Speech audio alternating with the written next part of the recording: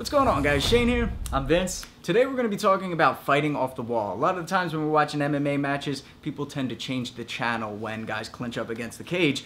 We're going to talk about different things to look for and also to practice offensively and defensively. Let's take a look. Alright guys, so the most important things to focus on when we're fighting against the cage is going to be to control our opponent's heads, hands. We're going to be controlling their hips, changing our levels, and vice versa. So the guy who's working on defense, they want to do the same thing. They want to be getting out of that head control. They want to be getting their hands free, their hips free. And basically, you really want to just focus on all those points and find your way to weasel out when you're on the defensive mode. So do you have much experience fighting off the cage, Shane? Not much. I mean, in Muay Thai, the clinch a little bit, yeah. but for this, the wrestling, not so much. Yeah, well, the good thing about Muay Thai and clinch work, it's going to be a lot of the same principles. So if you guys are more so strikers or you're more so wrestlers, those things kind of tend to work hand in hand. Sweet. So MMA stuff, it's going to be the same thing. We're going to be twisting and turning here. So let's check it out. Okay.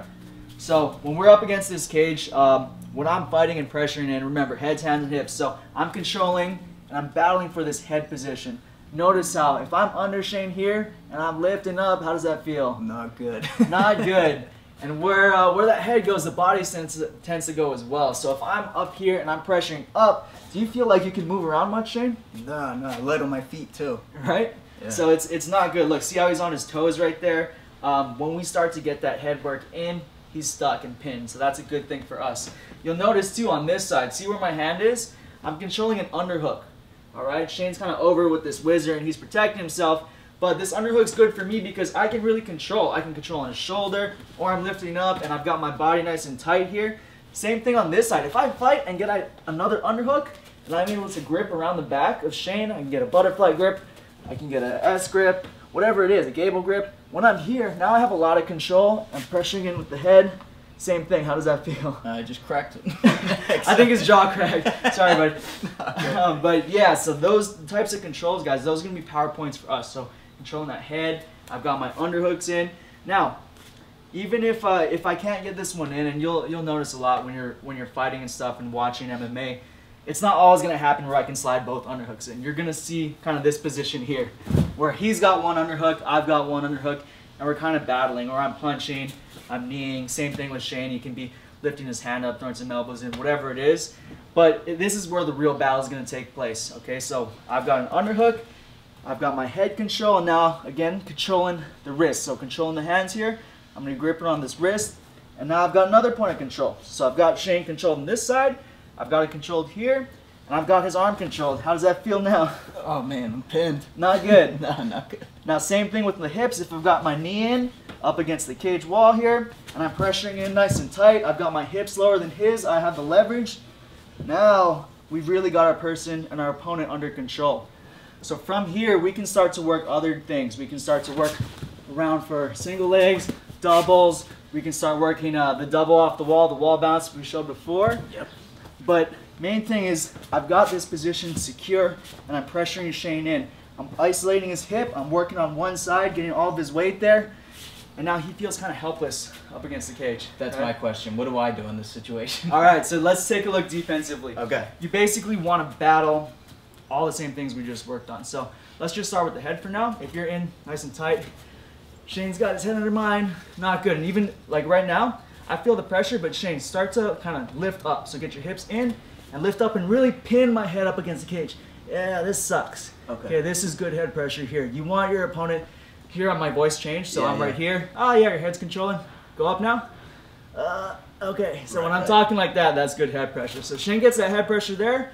I want to control his chin, push off, and I want to get my head in here. Notice how that clears space? Right. And now I have your head under control and I can move around. Even if your arms are in or you've got double underhooks here, I can use my head to kind of pressure you away. Yeah, that's huge. Yeah, so it's a good technique to defend right there. Make sure that your head's not getting controlled. Even if we end up in a position like this, I always like to, if I can, if I feel like I'm in a safe spot, get that head in, and I feel like I can start to control and get off the wall. Gotcha. So head, now we'll cover the hands. So let's say Shane's got my hand trap like before. I want this grip broken. Remember, we want to get control on him. I want to ideally get this underhook on that side or clear out some space so I can just shoot my hips away.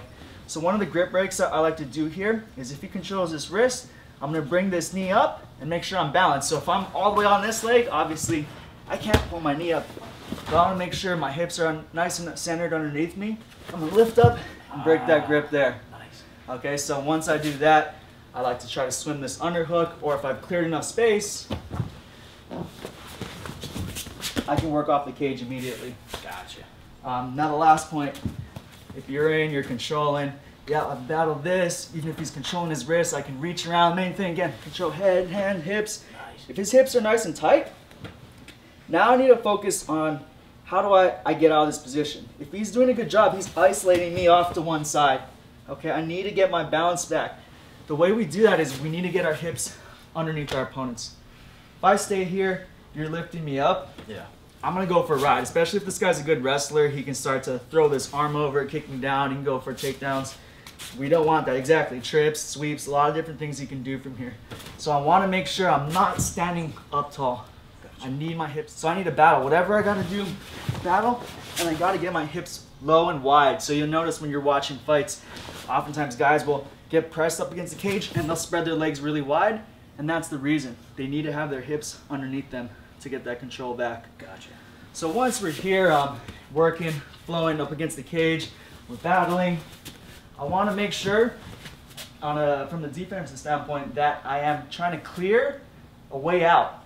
If at any point I feel like you don't have control for me to sneak out this way or the other direction, I'm going to scoop my hips out.